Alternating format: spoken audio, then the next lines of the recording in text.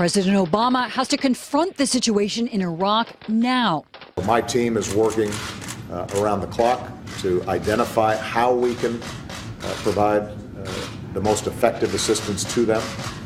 I don't rule out anything because we do have a stake in making sure that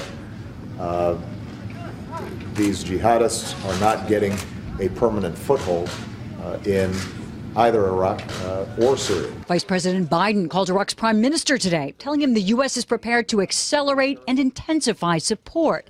But the administration also said over and over again, we're not going to be able to be everywhere all the time. We cannot be everywhere at all times. In a war-weary America, this has been the sort of doctrine. World War II, some of our most costly mistakes came not from our restraint, but from our willingness to rush into military adventures without thinking through the consequences.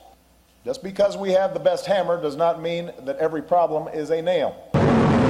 There's the question, after a decade of war in Iraq, then Afghanistan, has the U.S. overcorrected? Hillary Clinton addressed that today.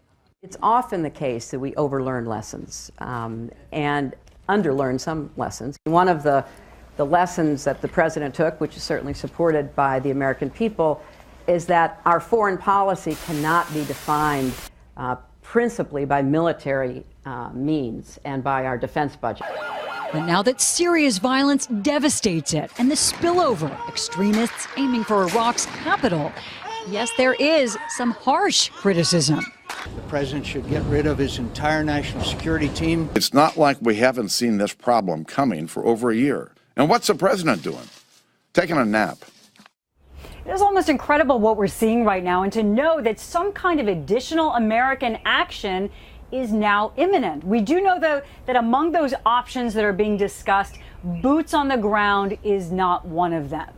There are multiple things that are being talked about among the president's national security team. You know, this is another tough position for the president. You look at the questions surrounding it. How would American airstrikes affect the region? Has the U.S. already missed the best timing to do that, if it is going to do that? And will America just once again immediately become the bigger enemy for all of these groups? As one Democratic senator put it today, there are options being carefully looked at, but none of them are good options.